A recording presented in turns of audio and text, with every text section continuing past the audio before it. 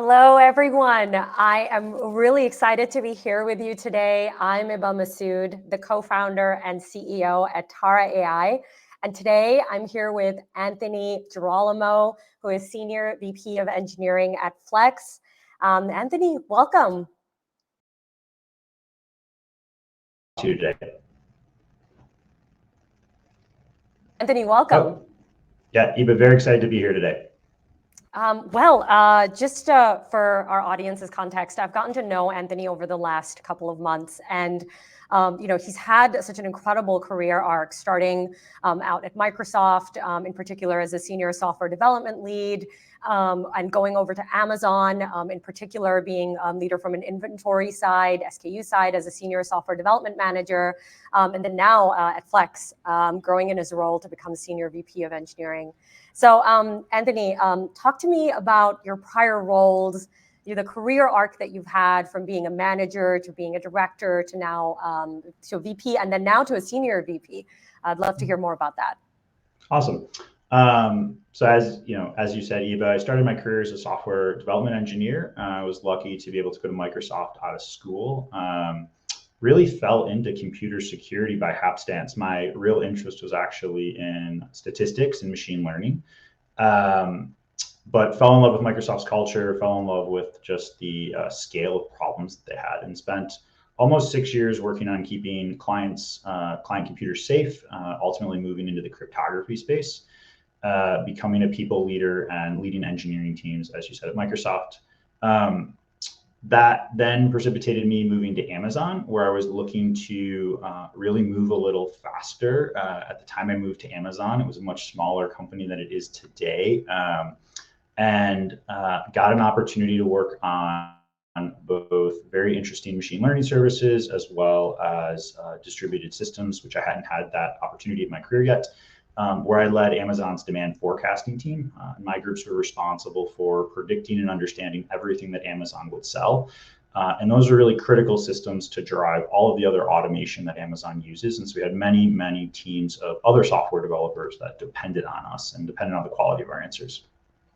And after, again, about 4 years, there's going to be a theme here of doing that work. I moved into Amazon's physical inventory systems, where I led the platform teams that were responsible for brokering system access to all of Amazon's physical inventory. So anytime Amazon needed to make a decision or understand where a physical piece of inventory was that was under Amazon's ownership, systems that my teams built and run were responsible or were invoked. So huge population of teams across the Amazon were interacting with us throughout that period of time.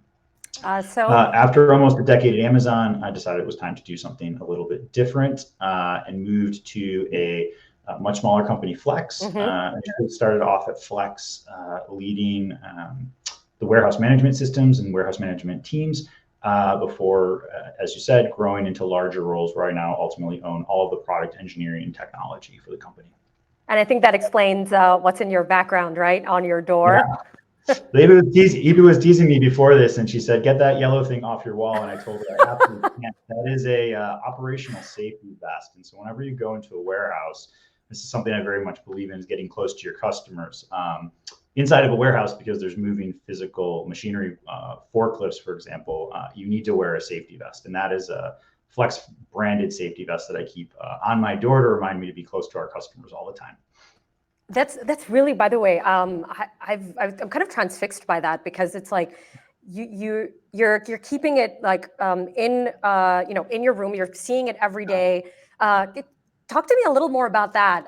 Like, what does it mean to keep the customer first always, and especially like when developer productivity is the name of the game, you're thinking about proficiency, efficiency. What does it mean to like place the customer at the forefront of that? Talk to me about that. Yeah, I think that's such a great question, and such a powerful question for leaders to always be asking themselves. I feel very lucky that I got to spend such a large portion of my career at Amazon, where customer obsession is the very first leadership principle. And it's not something that's just corporate speak. It's something that is instilled in you and focused on, and is really ingrained in that culture of working backwards. And so to me, it really means, what is the problem, or what is the pain that my customer has, and how can I as an engineer help address that pain? And then how can I do that in the most effective or efficient way possible? And that is where you get to productivity, right? Which is and as a leader, how can my teams solve as many of those problems, have as much impact in solving those problems as quickly and as effectively as possible?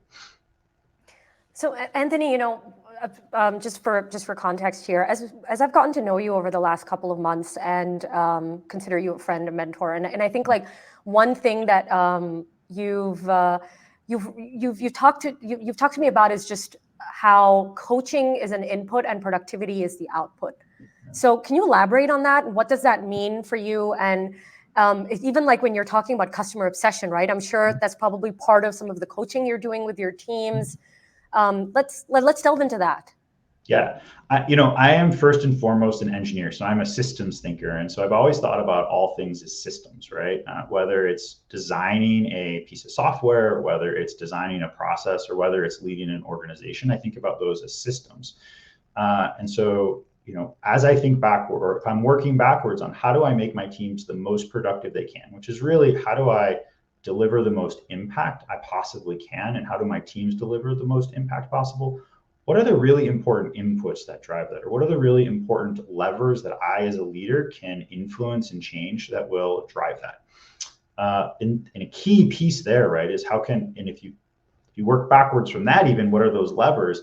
A key lever that you can influence is the quality of the people, or the capability or the aptitude of the people that are working towards solving those problems. So how do you coach and develop them? And so as you invest more in coaching those people, or invest in that input, what you see is outsized returns, because they become more able to work backwards themselves. They become more able to coach. They become ultimately more productive as a unit.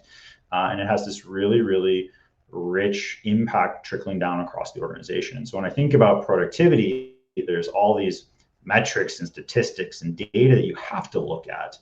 But fundamentally, it's, as a senior leader, how do I help my leaders leverage that data and make better decisions based on that data, and then help their people ultimately do the same thing?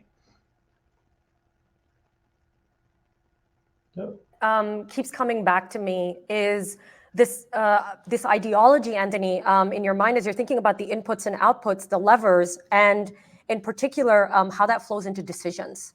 So can you talk a little bit more about like that connection or relationship between coaching, decisions, and ultimately having productivity be one of the outputs, right? So I'd love to delve into that relationship there. Yeah, and to be totally honest, I don't know that there's a simple model that you can just describe between, okay, if you do this type of coaching and you apply this decision after that coaching, you get this sort of productivity. I would love for the world to be that simple. I think actually one of the fascinating challenges of engineering leadership is it's not that straightforward. If I think about a discipline like sales, the productivity metric, or the output metric for the organization it's really black and white. It's revenue created, and you can measure it, and it's straightforward to measure, and there's lots of complex things you can do, but the output is very clear. When you're talking about product development or engineering, the output measure is actually very hard, in my opinion, to define, right? If you're building a new product, is it the number of features you deliver? Is it the revenue that you generate? Is it the lack of defects or the customer satisfaction you create? And in what proportion of each do you focus? In my experience, that ebbs and flows based on a lot of different factors, where the maturity of the company is, the maturity of the customer, the maturity of the product, and frankly, the viewpoint of the particular stakeholder you're talking to. And so it's not a clear output. And so coming back to coaching and how coaching impacts that, ultimately, as engineering and product leaders, we have to be very flexible and adaptable in asking, what do our stakeholders need, and what does value look like for them?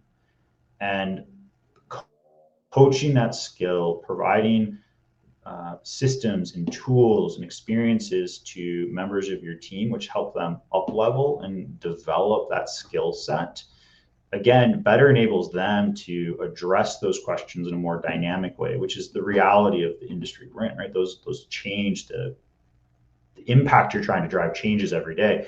And so enabling your team through strong coaching is going to be a key mechanism in terms of supporting them being productive in the long term. So if it's a key mechanism, could it be an unfair advantage? I mean, when I think about, and again, I may be biased for my background, but if I think about one of the things that has made Amazon so successful in so many different diverse types of problem domains, it's the leadership principles, and it's the relentless focus on the customers and systems that they've created to instill that. And so, yes, I absolutely think that teams that can up-level themselves and leaders that can up-level other leaders most effectively have an absolute unfair advantage in the market. So, Anthony, and I know you've said this even just today, is that not to think about it as like a proportional relationship or like direct proportionality from a mathematical equation standpoint. But let's say, like, at Amazon, as you're thinking about customer obsession and you want that to distill down to every team, and you want that to be at the forefront of every engineer's mind, how does that take place? Like, and how does that happen through so many layers of management as well? Yeah. I mean, yeah, I think, again, coming back to being a system thinker, I think one thing that is absolutely true, right? There's an adage that you can't improve what you can't measure. And I think it's even, I can extend that and say you can't improve what you can't measure and repeat. And so to me, when I think about mechanisms, or I think about ways of pushing this mindset down through an organization, what is the repeatable process that we can use, that we can inspect, that we can measure if it's working, to understand that? At Amazon, a really good example of this is the 6-pager. So it's this idea that before you start a project, you're going to write it doesn't need to be a document, but at Amazon it is, that describes the end state that you want to be in. And that's a process that you can inspect. How many times did we start a project where we did that? When we did this exercise, for the time invested, was the outcome of the project more or less successful? And then you can iterate, right? And the beauty of these things is they're fluid, they're dynamic, you can change them, you can right size them for the stage of your particular team. So maybe a 6-page document doesn't make sense, but maybe a 15-minute meeting where you clearly write down the problem statement and everybody agrees to it, and then it's just disseminated to a stakeholder. Well, that's a repeatable process that you can then measure. How many times have we done that? Are we successful when we do that? Are we more successful? Are we less successful? How do we right size that? And by getting into this mindset of, okay, we're going to define, we're going to repeat, we're going to measure, it enables you to iterate and improve over time. Anthony, one of the things that's made me, frankly, admire your approach is that you've mentioned the systems thinking piece. We're talking about the repeatability piece, but I've always sensed the empathy as well that comes from you as a leader. And I think like it just comes from the fact that I can almost sense that it's something that you approach leadership with, and it's been a recurring theme even as we've talked about developer productivity and generally about this having that mindset of like even starting with the end state. Can you talk about like what empathy and what role empathy could play, whether it's in coaching or even like how you approach it from an empathetic standpoint? Because I've sensed that just in our conversations previously too. Well, thank you. I mean, I think that, gosh, the most important thing at the end of the day is people are people, right? Like, and it's awesome that we get to work in this innovative industry where we get to solve very hard problems and we get to have an impact on stakeholders' lives. At the end of the day, like, people are people, and that's your stakeholders are people, and they have families, and they have kids and mortgages and issues. And frankly, as a leader, everyone that works for you, that's also true of. My son just had braces put in yesterday. He had a pretty bad day. He was pretty cranky, and that definitely threw me off my game. And I think about that experience I had. Every human being that has ever worked for me has, and they have it in good days and they have it in bad days, right? And they have days where they're struggling at home and maybe they come to work and they miss a deliverable. And is it my job as a leader to light into them, or is it to have empathy and understand, right? And I think a challenge in the whole, probably one of the hardest things, if not the hardest thing in the productivity space, is separating really rigorously what is a skill issue that's causing productivity to not come through the way we want it to, and what is a fundamental performance issue, right? Because a performance issue is about a person and their actual ability to do the job you need them to do. And then productivity and kind of skill, environment, process, those are external factors. As a leader, you can influence change, work with people to develop. And it's very easy to muddy them. It's very easy to conflate them. And it's very, very hard to separate them. But it's so important because, again, like you're dealing with people, not robots at the end of the day. It's really fascinating you talk about this because, at least from me and from personal experience, the most effective methods of coaching that I've had have been about like bringing the whole self to work, right? Because even as a CEO, I can be so blinders on, focused on the end goal or the measurable output or the outcome, really. And I think like at certain points of time, there's so much to be learned from being able to have difficult conversations, right? Because there's like you just said about the example that you just gave, right? About what happened with your son yesterday. And it's like, I think like, and so in order to be an effective leader, how do you have those difficult conversations, or how do you try to understand and be more empathetic? Especially, you know, in cultures like ours, where we're really focused on performance. Yeah. I mean, I think two things really stay front and center in my mind, right? I think in terms of having difficult conversations, I really think about two words. I think about being nice and being kind. And the distinction in my mind is there's wonderful talk on this subject. And so this is not mine, but you know, a nice person will meet you, shake your hand, and say, how are you today? Well, you have spinach in your teeth. And they'll let the spinach just stay there because they want to avoid a difficult conversation. A kind person will shake your hand and say, hey, do you know that you've got spinach in your teeth? You probably should take care of that. And I've always strived to be a kind leader, not a nice leader, which in my mind is somebody who is going to tell you hard truths, is going to tell you difficult messages when they need to, but also tell you, hey, you've done a fantastic job when you have, because I really am deeply invested in your corner. Right? And it's coming from a place of deep care and deep commitment to helping you get to, as an employee, where you want to be. And I think if you approach it from that place, genuinely and authentically, that strikes people, and it comes through, and it translates really effectively and gives you license to have a difficult conversation. Because people know that when you give them challenging feedback, or you give them you tell them difficult things they may not want to hear, that you're doing it with their absolute best interest at heart. And if you can then do that, couple that with like data, or making it even more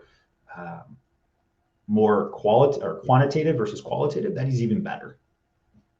Dr. Carol Robin, she's basically I would say the authority on this course, touchy-feely course at Stanford, which is really about interpersonal communication. And I think like one thing that she refers it to is as an emotional bank account, where if you're trying to coach your teams and you haven't built up that emotional bank account, right, where you're showing care, you're showing authenticity, you're showing vulnerability, and it's once you built up that emotional bank account that you can start to, in some ways, give that harsh feedback.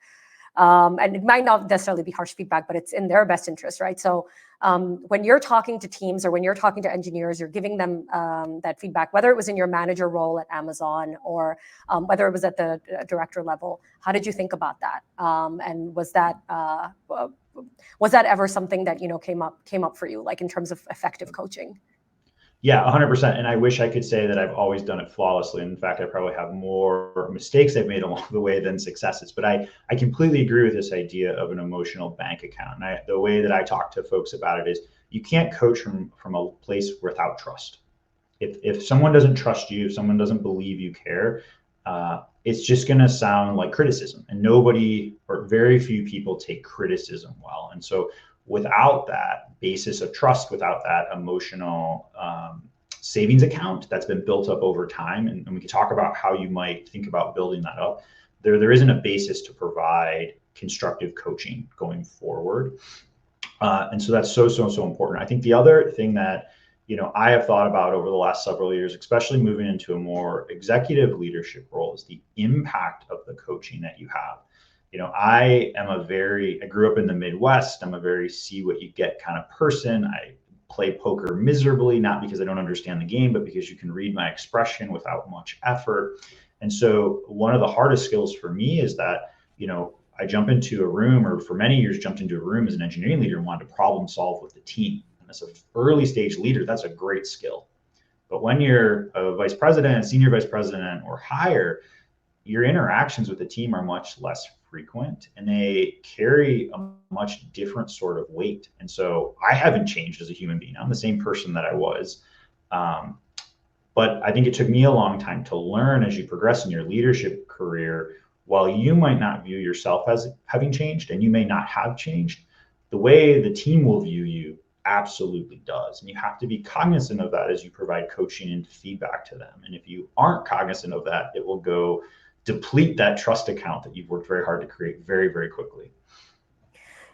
Anthony, one thing I've really struggled with is that servant leader mindset. And I talk to VPs of engineering every day, and it's something that keeps coming up as well, because of the role that we're in. And it's almost like when you are a VP of engineering, you're in the trenches, right? You're in the trenches with your team, you're leading your team, but you're that servant leader. So how do you do that? Like, how do you go from being that early stage servant leader to having, I would say, a more of a leveled up mindset? Yeah. So I have two relatively young sons, so I think a lot about parenting, and I think there's a lot of parallels between parenting and leadership. And so one thing I've been thinking a lot about recently is this idea of sturdiness or consistency. I think a lot is showing up and showing up the same way, right? And it's, can your team depend on you to show up in a consistent or sturdy way, right? Which is, you'll be there, you'll respond in similar ways in similar situations. And if you don't, you'll be clear about why you're not, right? And that creates, I think, the bedrock for psychological safety and ultimately trust in an environment, which as a leader is probably one of the most fundamental things you create. And so what I think about, as I have transitioned or have been thinking about this is, who am I and how do I show up consistently? And when I haven't showed up consistently, why is that? And how do I focus in kind of turning the coaching on myself? How do I work on myself in such a way that I am more consistent? And then turning that to my team and turning that to folks I coach as I observe people and they show up differently, or they show up in inconsistent ways or unsturdy ways. How do I help them see the impact of that and then be curious about why that was the way it is? Maybe it was a bad day. Maybe they were trying to make a point. Maybe it's a skill that needs to be filled in. What's the relationship between psychological safety and productivity? I think, that term in particular, I would say my first time really internalizing that term was probably a year ago. And I think understanding, with COVID and everything that happened during the pandemic, I feel like that became more and more of a recurring theme. But for me, at least, I really got to understand that term as I heard it over and over again. I think, one of the things was really like how to instill that within the team, how to allow it to thrive. But I think how do you think about that in terms of and is there even a relationship between psychological safety and productivity? Oh, I think the two are so intrinsically linked that you can't, I don't think you can separate them. I think without psychological safety, you can't have productivity, right? Unless you want to have a purely, I guess I would amend that. I don't think you can have sustainable long-term productivity without psychological safety, because the alternative psychological safety is a fear-based culture. And, I think there are good examples of fear-based cultures working for periods of time, but I don't think they're ultimately sustainable. And I personally don't want to work in that kind of environment. And so I don't want to replicate that type of leadership. And I really think as an example, I think most major corporations do some sort of performance management, right? And I think it's really, I have always found that those periods of the year create the most psychological uncertainty and the most feelings of unsafeness for employees that you get at any other period of the year. Because when you have a constructive conversation, I think where employees, if they don't have psychological safety, go is, gosh, is this the conversation that you're going to use to fire me? Whereas if you do have psychological safety, I think where employees go, or where I go, is, wow, my boss is invested in me and wants me to be even more successful than I already am. And it could be the exact same conversation. The only difference is the context in which it's being had. Is there safety or is there a lack of safety?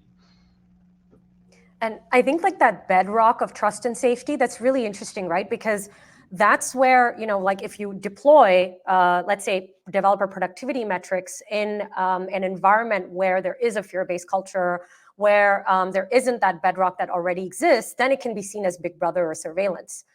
Versus an actual methodology and a recurring ability to improve, which is like actually be on that train of continuous improvement.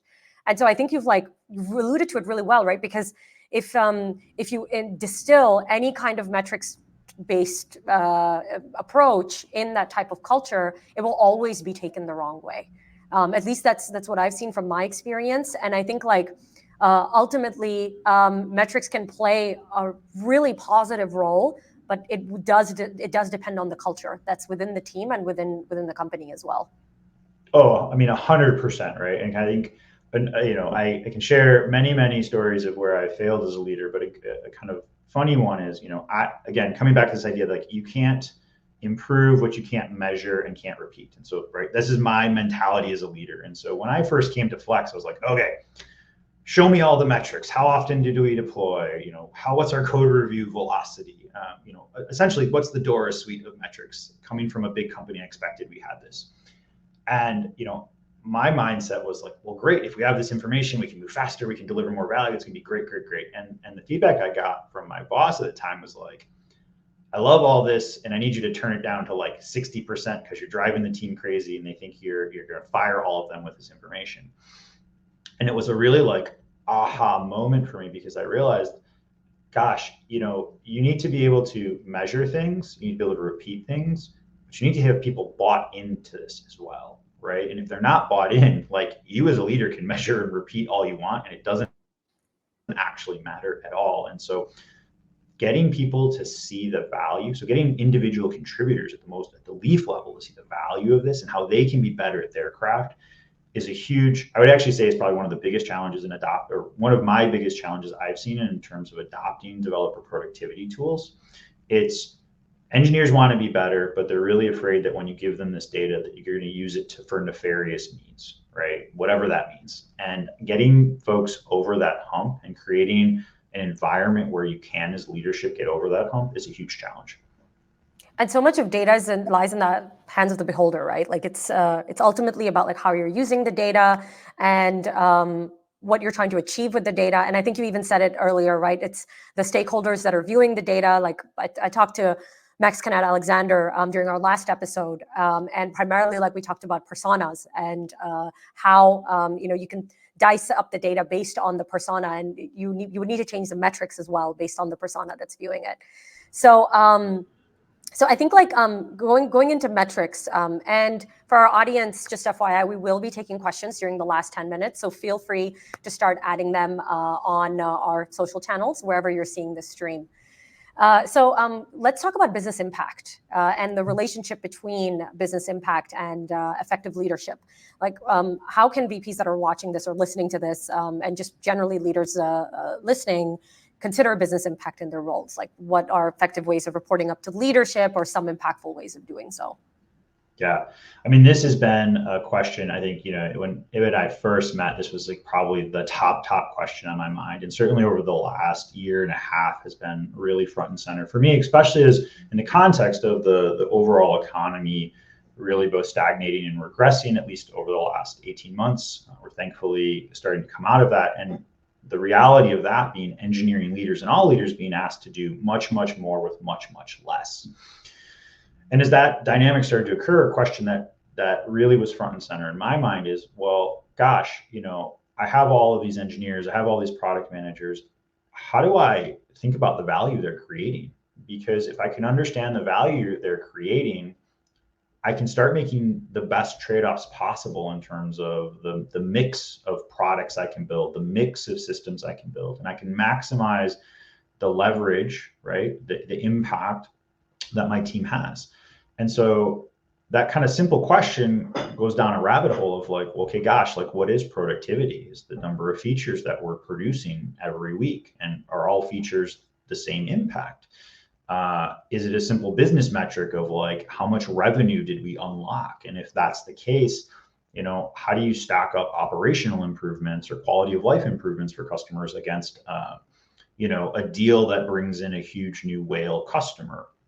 And so it's a really complex, my view is it's a very complex and frankly unsolved equation on how you balance these things. But I think for engineering leaders, it's coming down to, what is the business impact you believe is the most important at the current point in time? So as an example, is it, hey, we have to unlock revenue because our business needs to accelerate? Is it we have to unlock operational improvements because our product's falling over? Is it we have to penetrate a new market segment because our competitors are there, or we see a large opportunity? Being really clear about that objective and why that's the objective that's most important right now. And then from there, you can work backwards on, well, what are the systems, tools, productivity metrics that will help drive that outcome most effectively? So for example, in my role at FLEXE, one of the big things that we focused on in the last year is how do we drive more features out the door more quickly? Because that unlocks revenue for us. So, okay, once we got really clear, unlocking revenue was the thing we cared about the most for this block of time, then we could look at actually some more traditional metrics around what's our cycle time from feature identification to feature delivery? What are bottlenecks inside of that? But if we had not had the clarity that going after revenue generating features was our most important thing right now, we would have spent a lot of time worried about operational issues. We would have spent a lot of time about things that are very important, but in the context of what we were looking to solve for, would have actually taken away from the productivity that we most cared about.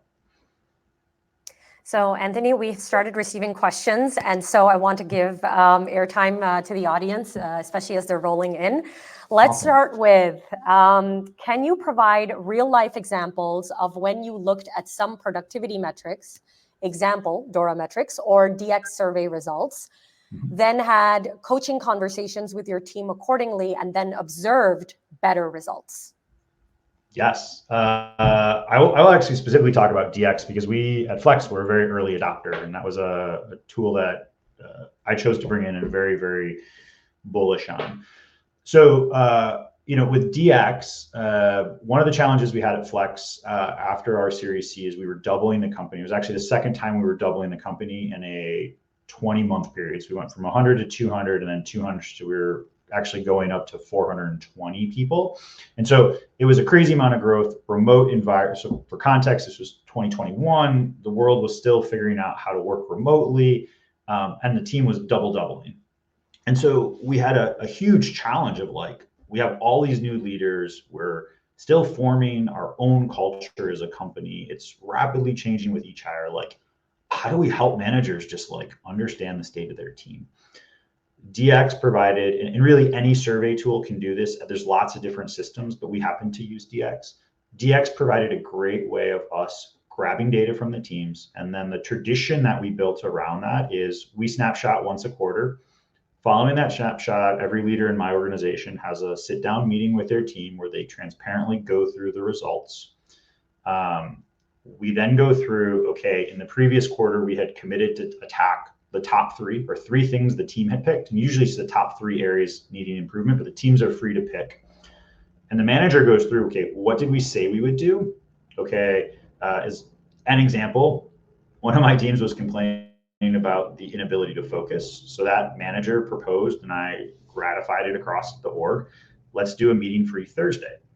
And so subsequently, we started that. We had 2 quarters where that was great. We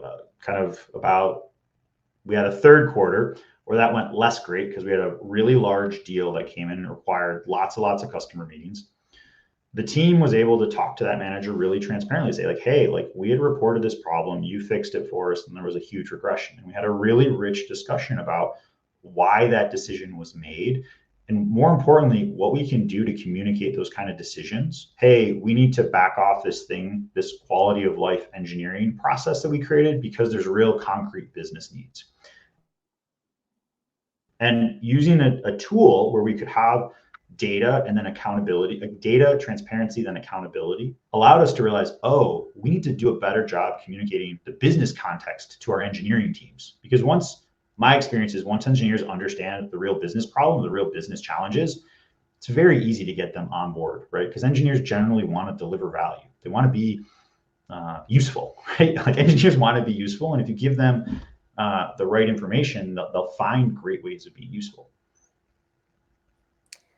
In terms of psychological safety, and here's the second question, can you share your perspectives on the difference between being hypersensitive and tiptoeing around open feedback? So I guess it's a scale, right? You can look at it as a scale. So tiptoeing around open feedback versus building a culture of trust where psychological safety comes hand in hand with candor in service of the team. And does tiptoeing not also feed a fear-based culture? Yes, tiptoeing or being unwilling to, or so being conflict averse, being unwilling to have direct conversations absolutely creates a culture without psychological safety, right? Because people then don't actually know where they stand. So I'll go back to this idea of nice versus kind, right?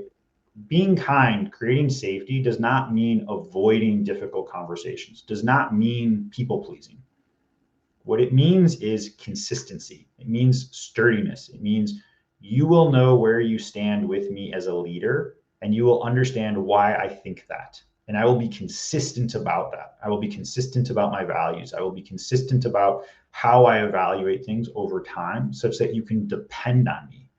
I will follow through on the things that I say I will do, and I will be transparent, and therefore you can hold me accountable to those things, right?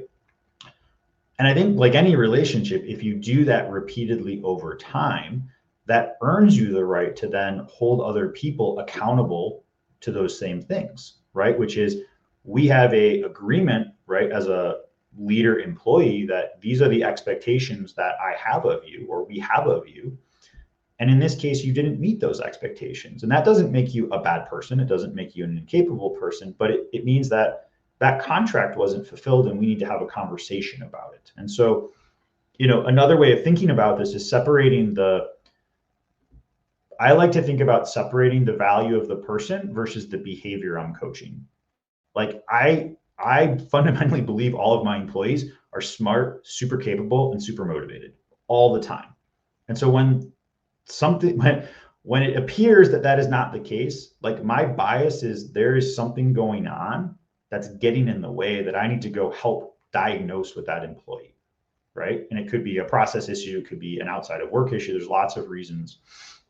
And I think just if you consistently show up and approach things from that perspective, you can have, and you will have lots of very challenging conversations with people, but it will be in the context of helping them grow and develop. This, again, my experience will help them grow and develop and create an environment where that's welcomed and appreciated.